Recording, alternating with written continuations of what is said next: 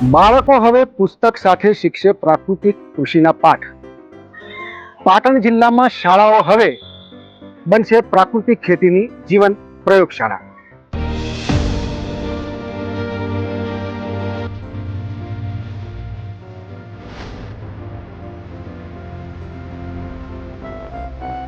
અમારી શાળામાં kitchen garden બનાવવામાં આવ્યું છે અને તેમાં કોઈ પણ રાસાયણિક ખાતરનો ઉપયોગ કરવામાં આવ્યો નથી.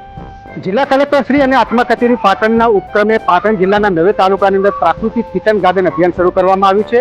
શિક્ષણની સાથે હવે બાળકો મેળવશે પ્રાકૃતિક કૃષિના પાઠ. આ કિચન ગાર્ડનની અંદર રોજબરોજ ઉપયોગમાં લેવાતી શાકભાજીઓ ઉગાડવામાં આવે છે, જેના કારણે આવનારા સમયની અંદર પીએમ પોષણ અંતર્ગત ચાલતા મધ્યાહન ભોજન યોજનામાં પણ આ શાકભાજીનો ઉપયોગ કરવામાં આવશે, જેના થકી બાળકોને સારું પૌષ્ટિક ખોરાક મળી રહેશે.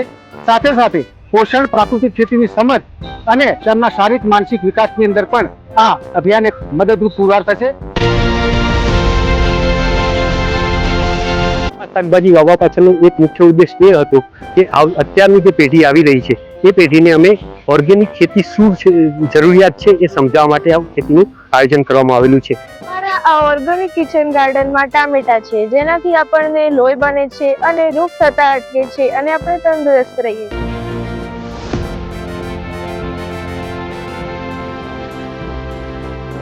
પાટણ જિલ્લામાં શરૂ કરવામાં આવેલ પ્રાકૃતિક કિચન ગાર્ડન અભિયાન આવનારા ભવિષ્યની અંદર બાળકોમાં ના કેવળ પ્રાકૃતિક કૃષિનું મહત્વ સમજાવશે, પરંતુ જમીનના સંરક્ષણ સંવર્ધન માટે પણ એક પ્રેરણાદાયી પગલું પુરવાર થશે.